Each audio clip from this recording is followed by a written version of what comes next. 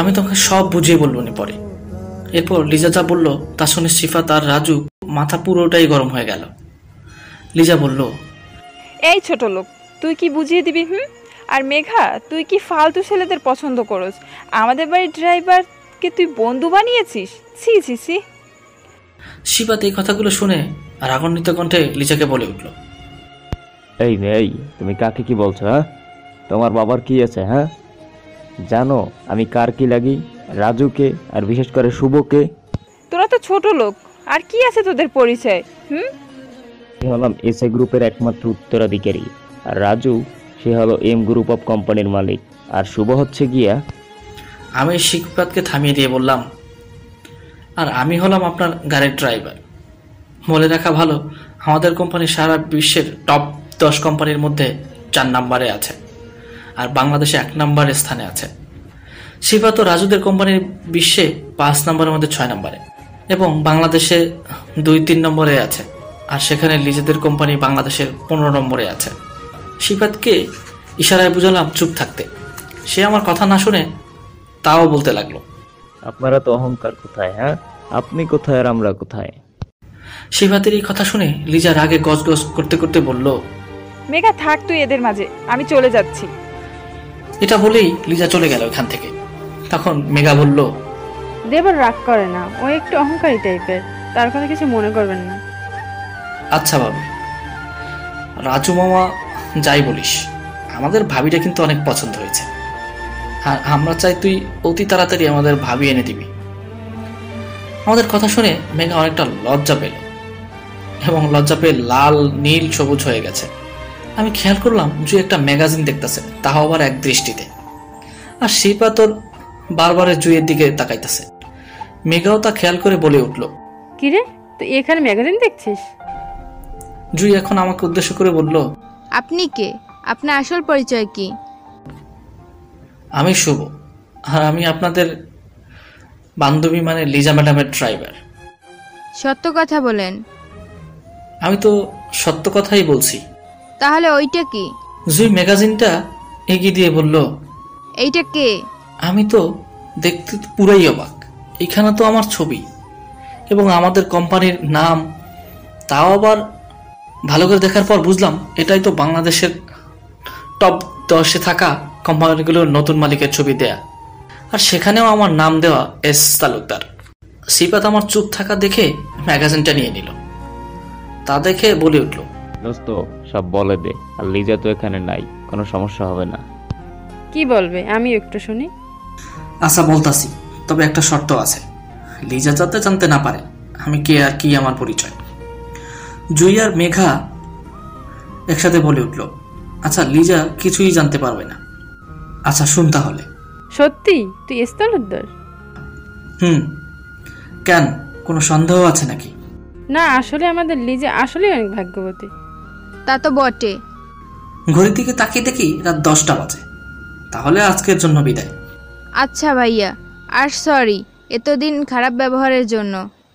এরপর জুই আর মেঘা সেখান থেকে চলে গেল, আর তাদের চলে যাওয়ার দিকেই তুই হারামির মানে রাজু আর সিফাত তাকিয়ে আছে।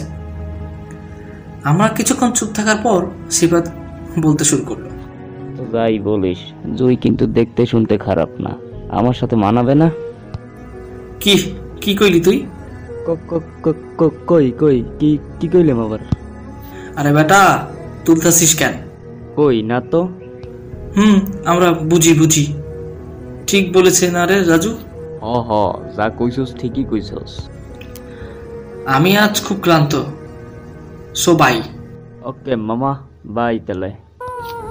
এরপর আমরা 3জন বাসায় চলে আসলাম, আর এসেই দিলাম একটা ঘুম। ঘুমেই রাত্রি খাবার আর কি।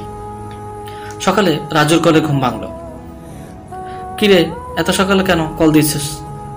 একটা সুখবর দিতে ফোন দিছি। মামা আমার বিয়ের দিন তারিখ ঠিক করে ফেলেছে। কি কস তুই? হয় মামা, তো বিয়েটা? এই মাসের 29 তারিখ। ও আচ্ছা, ভালো। ওকে ভাই, দেখা হবে কাল।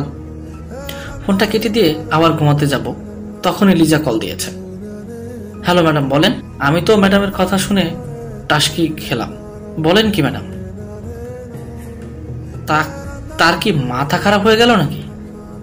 শুভ, আই এম সরি, প্লিজ রাগ করো না। ম্যাডাম, আপনার কি জ্বর এসেছে নাকি? কেন?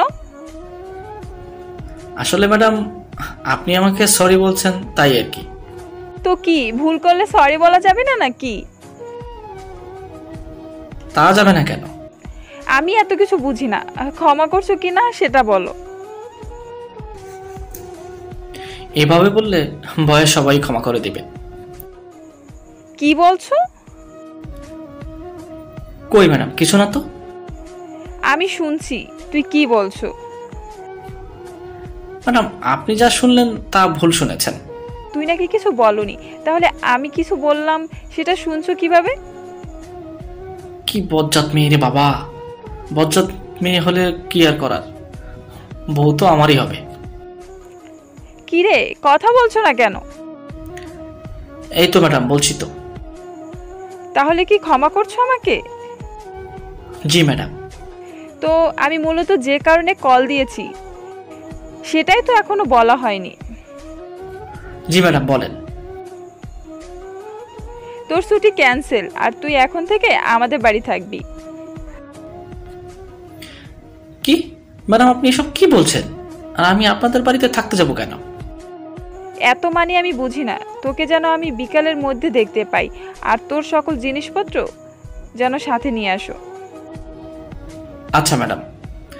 এই বলে শোয়া থেকে উঠলাম, ফ্রেশ হয়ে নিচে গেলাম, নাস্তা করে সবাইকে বললাম আমাকে আজ থেকে লিজাদের বাড়িতে থাকতে হবে। রাতে আর বাসায় আসা হবে না, কিন্তু দিনের বেলা একবার আসবো। আচ্ছা, তুই এই নাটক কবে শেষ করবি বলতো? আর কয়েক মাস, এরপর বিয়ে। আমি কি বলি সেটা শোন। আমি গিয়ে নবীর সরকারের কাছে তোদের বিয়ের ব্যাপারে কথা বলি। তা তো বলবাই, কিন্তু এখন না, আমি বলার পরে বলবা। আচ্ছা, তুই যেটা ভালো মনে করো কর। আচ্ছা আব্বু। আর আম্মু, আমার জিনিসপত্র একটু গুছিয়ে দিব? তুই উপরে যা, আমি আসতেছি। এরপর আমি উপরে গিয়ে গোসল করলাম, আর এদিকে আম্মু আমার সকল জিনিসপত্র গুছিয়ে দিতেছে। সব গুছানোর পর আমি ঘর থেকে বের হয়ে গেলাম লিজাদের বাড়ির দিকে। 30 মিনিট পর আমি চলে আসলাম লিজাদের বাড়িতে। ভিতরে গিয়ে দেখি রিয়া নিচে বসে আছে। আমাকে দেখে বলি, কি রে, তুই এইখানে কি করো? তোর না 1 সপ্তাহ ছুটি দিছিল? আমার আর ছুটি? কেন, কি হয়েছে? তেমন কিছু না, আপনার ভাবি বলেছে আজ থেকে এখানেই থাকতে হবে নাকি আমাকে। কেন? তা তো আমি বলতে পারি না।